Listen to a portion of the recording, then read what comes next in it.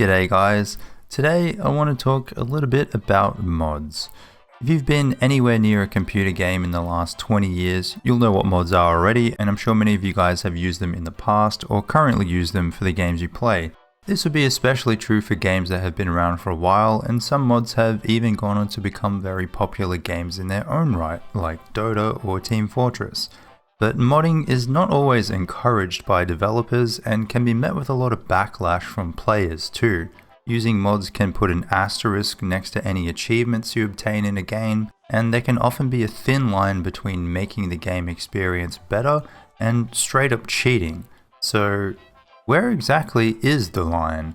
I think it's pretty clear cut when it comes to competitive games that if you use mods that enhance your performance in any way that isn't universally accepted by all participants, then you are cheating. But unless you're speedrunning or in some kind of tournament, games like Don't Starve and Terraria and Stardew Valley are not really competitive.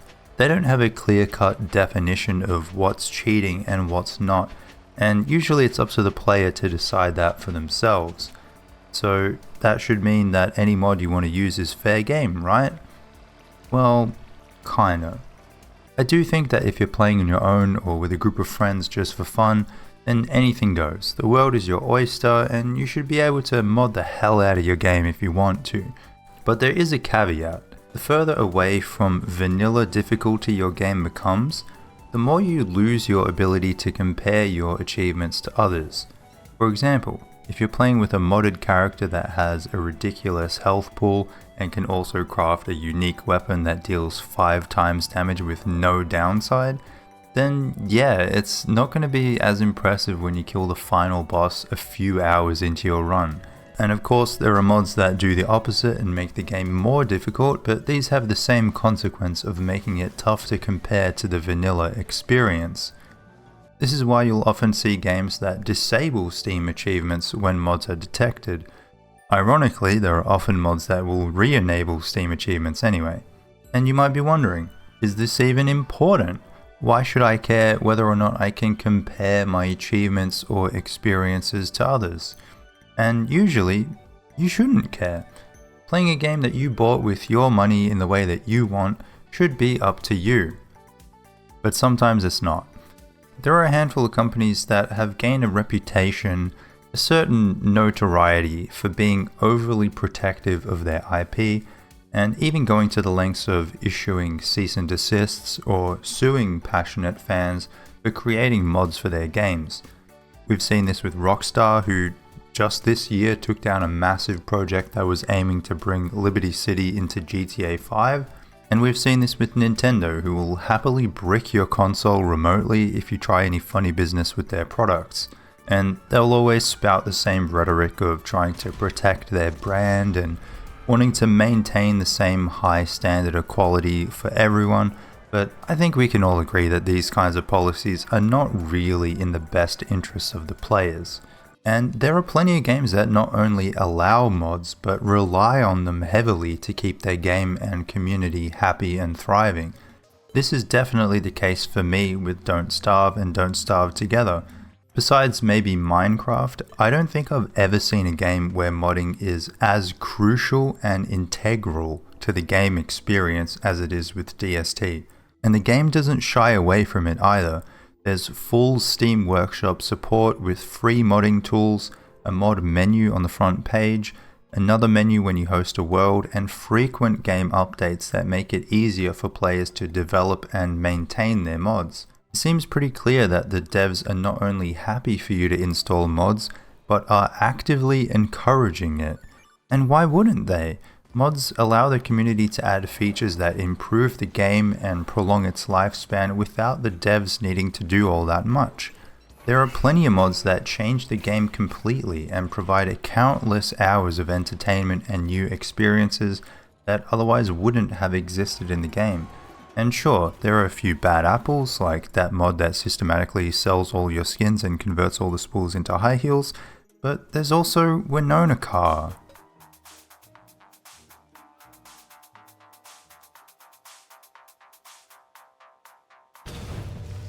or island adventures, or hundreds of mods that add in extra content or improve the quality of life of this game, I don't think I would have half as many hours as I do now if I couldn't play with mods. However, DST is not a PC exclusive game, and over on the console side of things, there is no modding support whatsoever. And understandably, this creates a sizable rift between the two versions of the game that has only grown over the years. I've received many comments from people lamenting the lack of mods on console, but I've also received many comments that are critical of the mods I use and everything in between. And I find this kind of tug of war really fascinating, and it highlights how multifaceted this discussion about mods is. Most people would be able to spot pretty quickly when someone is using mods to cheat in a racing game, for example, but mods also have an impact on the overall essence or spirit of the game, which is infinitely harder to judge. This is different for every game, but Don't Starve specifically brands itself as an uncompromising wilderness survival game. And while this may have naturally shifted over the years through updates that make the game more accessible to newcomers, it's still a fairly tough and unforgiving game at its core. And I personally like that aspect of the game, and it's something that I consider when choosing what mods I'm comfortable using in my gameplay. I'm by no means a purist when it comes to modding in DST. I'm playing a substantially modded run while I'm making this video. But I also don't want my mods to change the game so much that I don't face the same challenges, or that it feels unfairly biased in my favor.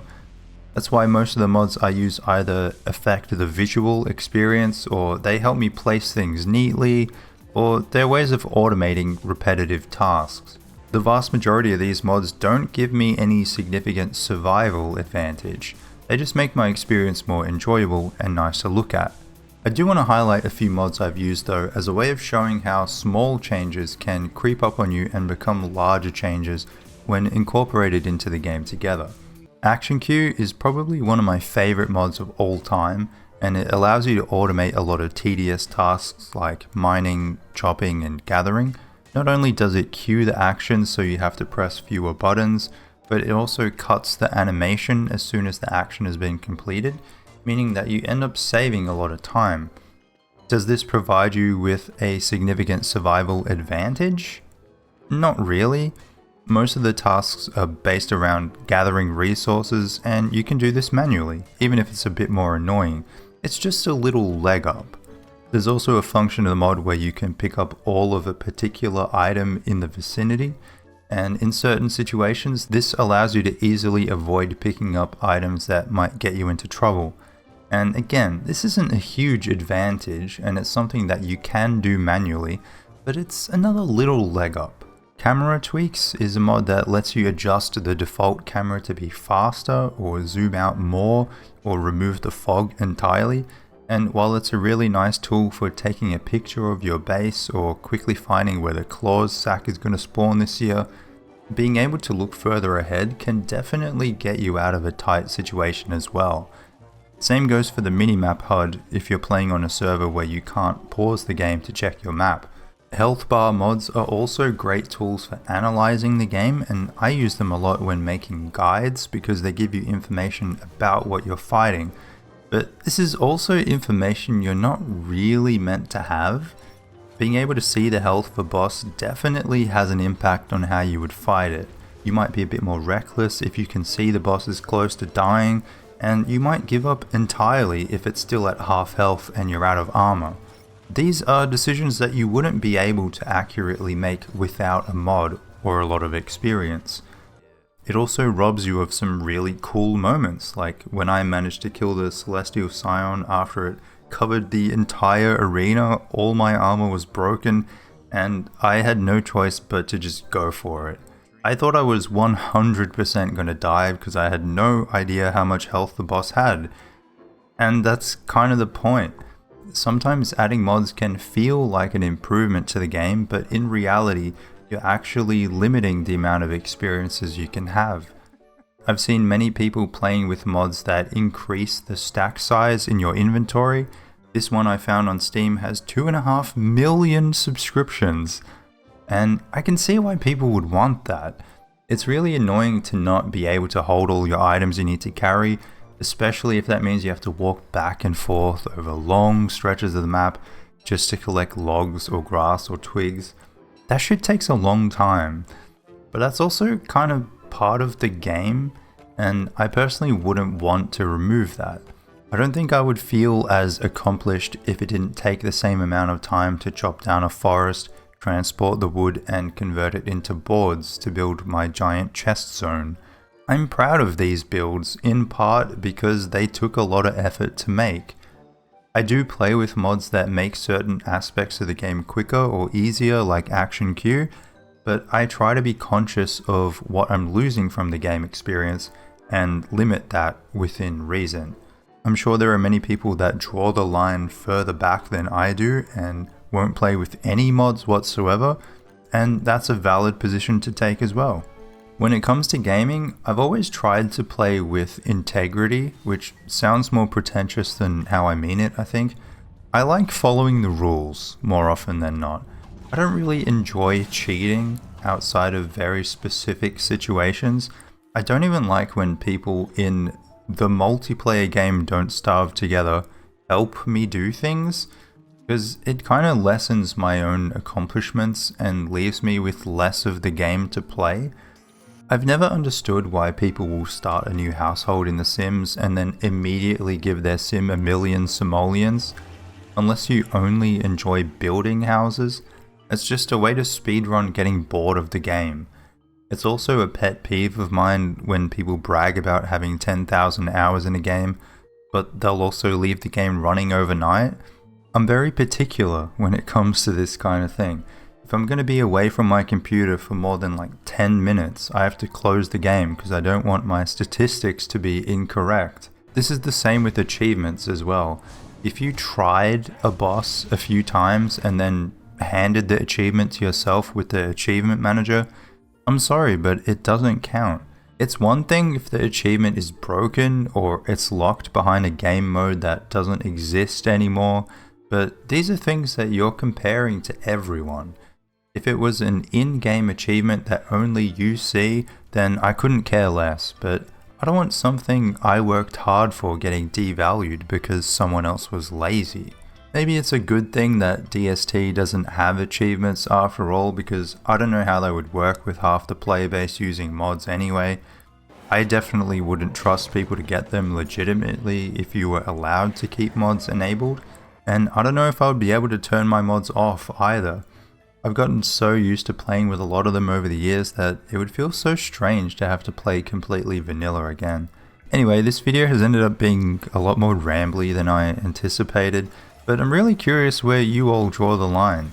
Do you have rules that you try to stick to when you play games? Do you have a stance when it comes to the mods that you will or won't use? And how do you think a game is meant to be played? Don't forget to like the video and subscribe if you enjoyed it. I will catch you in the next one, but until then, take care.